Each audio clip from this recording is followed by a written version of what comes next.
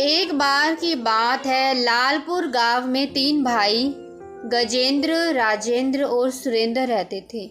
उनकी आपस में बिल्कुल भी नहीं बनती थी और वो आपस में लड़ते रहते थे।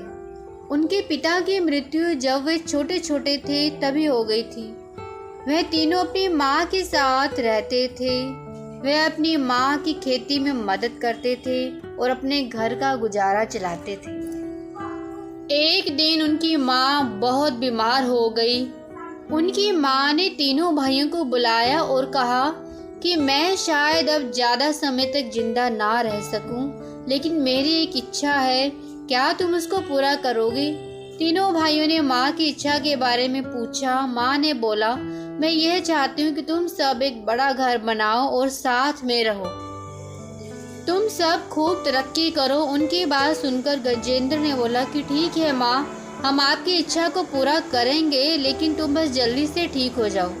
इसके बाद वह बाहर चले गए। बाहर जाकर राजेंद्र गजेंद्र से बोला कि तुमने माँ से क्यों बोला कि हम साथ में रहेंगे? मैं तुम्हारे साथ नहीं रहने वाला। सुरेंद्र भी बोला, मैं भी तुम दोनों के साथ नहीं रहने वाला। तुमको माँ को सच बोलना चाहिए था। कुछ दिनों के बाद उनकी माँ की मृत्यु हो गई। इसके बाद तीनों ने सोचा, माँ की आखिरी इच्छा थी अच्छा और बड़ा घर बनाने की। तीनों भाइयों ने जो भी पैसा था उसको 3 हिस्सों में बांट लिया। इसके बाद तीनों अपना अपना घर बनाने के लिए चल पड़े। राजेंद्र ने सोचा कि वह बांस और फूस का घर बनाएगा और बाकी पैसों का कुछ सामान खरीद लेगा।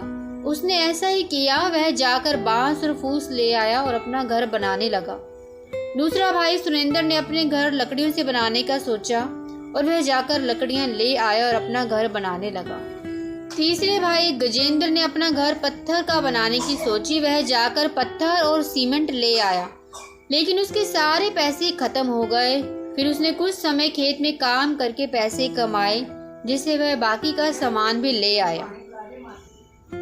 इसके बाद उसने खुद घर बनाना शुरू किया और कुछ महीनों में उसका घर बनकर तैयार हो गया और वह इससे बहुत खुश हुआ।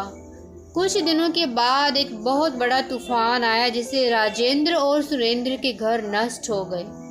दोनों भागे भागे गजेंद्र के घर आए और शरण ली। वह दोनों बहुत ज़्यादा शर्मिंदा थे, लेकिन उसके बाद उन्होंने साथ में रहने का निर्णय किया। अगर आपको मेरी ये कहानी पसंद आई हो तो प्लीज़ मेरे चैनल को सब्सक्राइब करें और कमेंट में ज़रूर बताएं कैसी लगी कहानी। Thank you so much for watching.